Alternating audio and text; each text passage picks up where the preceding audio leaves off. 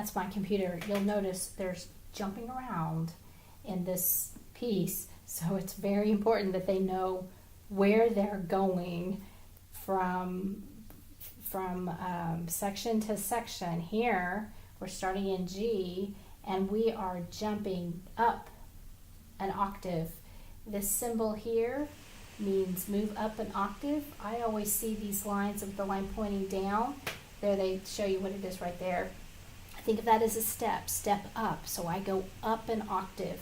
When it's turned down like this, it's like stepping in a hole.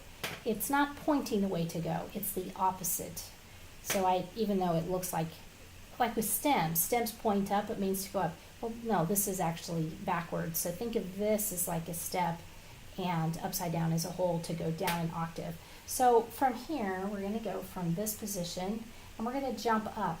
And like we did in the past, while they're playing this, they need to have their eyes and this hand go right to where they go, so that while they're playing this, their eyes are here and this hand is ready. And then as soon as this hand is placed, their eyes need to jump right here so that they are one octave higher than they were. So eyes and finger, and then eyes are all ready, and then they need to also be thinking about what finger they play first, because there's no rest here, and these are fast notes. And then they need to just jump right on it. So this might be something that they practiced, being able to just land that. And then from here, you actually move down to C position. This one's an easier one because then this hand, while this one is playing this hand can slowly find the spot.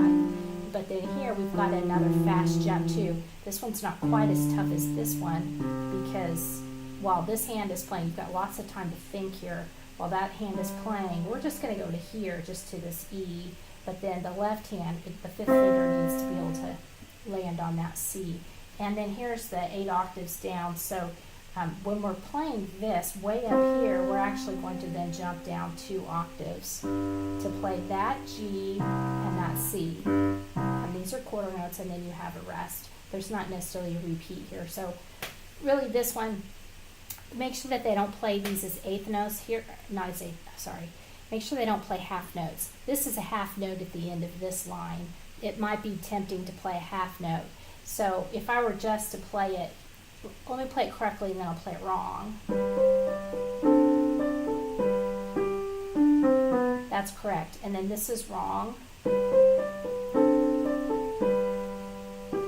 That was way too long. That's way too long. Don't let them do half notes. So it's 2 4 times, so it's 1 2 1 2. So just remember that these are fairly quick notes. If you need to test them without counting, think of this. How fast do you start? Is this the same speed? So play this and then play that immediately after to test to see if you're playing at the same speed. That's another trick to get the rhythm correct without actually counting it out. If that's too much, a novice can do it that way. Okay, so this was in the lesson book. And now we need to go to, this is the technique book. And we're doing the same kind of thing here. Once they can hear this pattern, then they'll be able to play it. And this is a week too that, I didn't say this with the lesson. Have them play one hand at a time first. Because if you notice, this is just harmony. Play one at a time first so that they know what they're doing.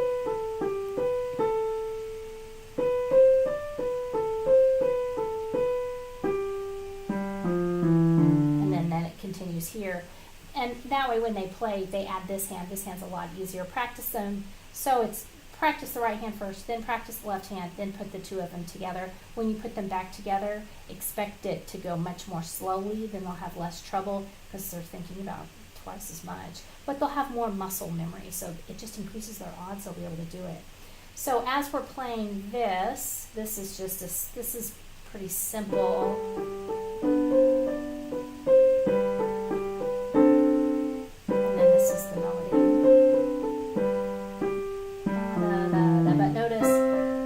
Up here, I played that pretty loud, doesn't need to be played that loud. And then here's our practice for what we're going to do in the piece also. So this is really weird because we're way up here and we're playing this 1, 2, 3, 4, and then bam. Oh, it does say forte, so that's plenty okay to go ahead and nail it nice and loud. So that's what this is. Here we go. We're working on more of no reading, and I'll tell you, you're just supposed to determine which one it is. Circle the notes that match each group. Well, let me tell you, it's this one and this one and this one, and this one and this one and this one. That will help you to check it. And then this is just another way to think about octaves. I do a lot of octaves in the A book when we're first starting to learn the notes, so we do that quite a bit. If your child is having trouble with a specific note, you might have them just look at the patterns here and just write in, like maybe they don't like D, maybe they're having trouble with E, have them just do E. So you can do that. You can you can play this for them or have them play that to practice their staccatos. This is not an important page because honestly,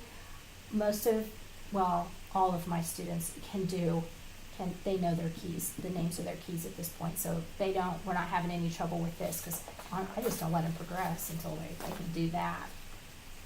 So here is another piece. This one actually gives you some instructions to sing, and I'm not going to sing for you because that'd make your ears bleed. I'm not doing that. But if you can sing at all, or if your child likes to sing, have them sing this. What do they think it sounds like?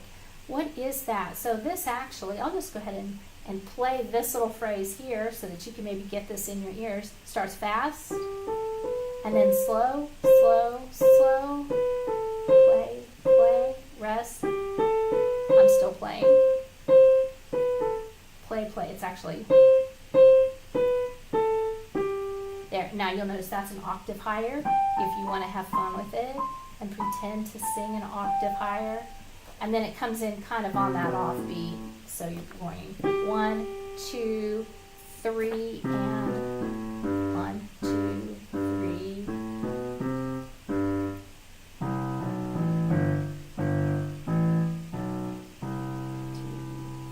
3, and 4, and so anyway, that's what that sounds like. So that might be kind of a fun thing to do. But this one's important. So if you can do a little practicing here, reading eighth note patterns, this would be a really good brainy exercise to do. Maybe if you're at a restaurant and you need to pass 20 minutes. So this I think will take kids a long time. All right, have a good week.